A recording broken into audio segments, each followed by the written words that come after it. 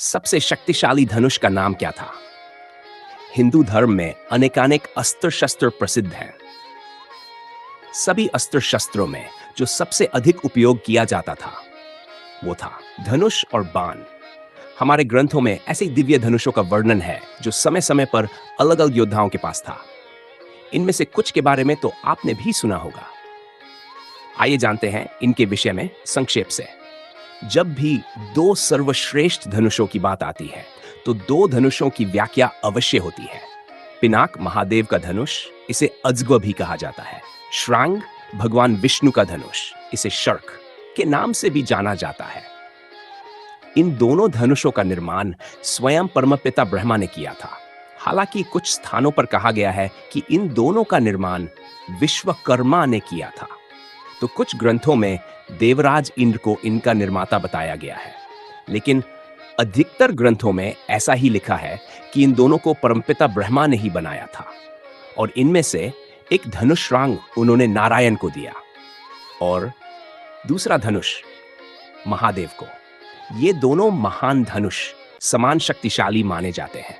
अपने अपने धनुषों को धारण करने के बाद भगवान शिव और भगवान विष्णु में यह वार्तालाप हुआ कि इन दोनों धनुषों में कौन श्रेष्ठ है। ब्रह्मा जी की मध्यस्थता में दोनों के बीच अपने अपने धनुष से युद्ध आरंभ हुआ। बहुत देर तक युद्ध चलता रहा पर कोई निर्णय नहीं निकला।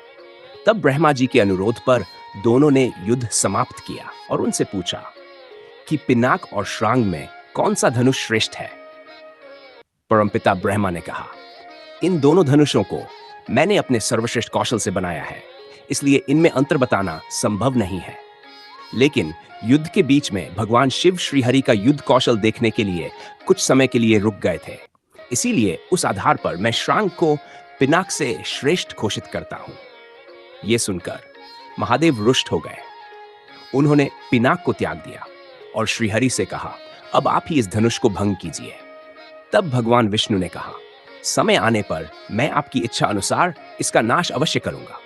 महादेव की आज्ञा से वो धनुष पहले इंद्र ने लिया और बाद में उसे जनक के पूर्वज देवरात को दे दिया। आगे चलकर महादेव के वचन के अनुसार श्री राम ने माता सीता के स्वयंवर में धनुष भंग किया। यही वो धनुष था जिससे महादेव ने त्रिपुर संहार किया था। श्रांग आगे चलकर श्री कृष्ण को प्राप्त हुआ।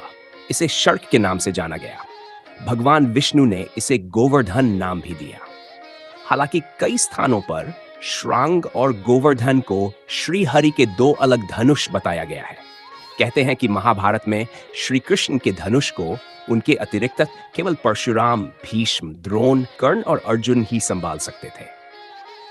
श्री कृष्ण ने कंस की सभा में एक और महान धनुष को भंग किया था। मान्यता है वो धनुष भी भगवान शंकर का ही था। हालांकि उसे केवल शिव धनुष ही कहा गया है। उसी प्रकार श्री राम की परीक्षा लेने के लिए भगवान परशुराम ने उन्हें अपने धनुष पर प्रत्यंचा चढ़ाने को कहा था, जिसे रामायण में वैष्णव धनुष कहा गया है। अब जानते हैं कुछ और प्रसिद्ध और शक्तिशाली धनुषों के बारे में। कोदंड, यह श्री राम का धनुष था। इसी धनुष से उन्होंने असंख्य राक्षसों और रावण का वध किया।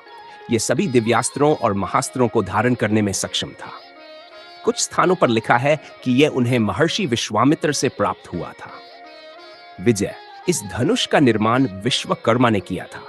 इसे उन्होंने देवराज इंद्र को दिया और इंद्र ने यह धनुष भगवान परशुराम को दिया। बाद में परशुराम ने इसे महारथी कर्ण को प्रदान किया। महाभारत के अनुसार कर्ण ने युद्ध के 17वें दिन इसी धनुष से अर्जुन से युद्ध किया था। इस धनुष की प्रत्यंचा को काटना असंभव माना गया है। गांडीव, इसका निर्माण स्वयं ब्रह्मा ने किया था। ब्रह्मा ने इसे वरुण को दिया और वरुण ने इसे अर्जुन को प्रदान किया। जब अर्जुन और श्री कृष्ण ने खांडव वन का दहन किया, तब अग्निदेव ने वरुण से अर्जुन को यह धनुष देने का आग्रह किया। इस धनुष के साथ 2 अक्षय तरकश भी दिए गए। इसमें 108 दिव्य प्रत्यंचाएं थीं। इसे 1,00,000 धनुषों के बराबर माना गया है। स्वर्ग यात्रा के समय अर्जुन ने इसे वरुण को लौटा दिया। पुष्प धनु, यह कामदेव का धनुष था। इसी से उन्होंने महादेव पर पुष्पशर चलाया था, जिसके बाद महादेव ने उन्हें अपने तीसरे नेत्र से भस्म कर दिया। पौलस्त्य, यह रावण का धनुष था जो उसे अपने पितामह महर्षि पुलस्त्य से प्राप्त हुआ था। महाभारत में कई और धनुषों का भी वर्णन मिलता है। रुद्र ये अभिमन्यु का धनुष था, उन्हें ये बलराम से मिला था। बलराम को ये धनुष महादेव से प्राप्त हुआ था।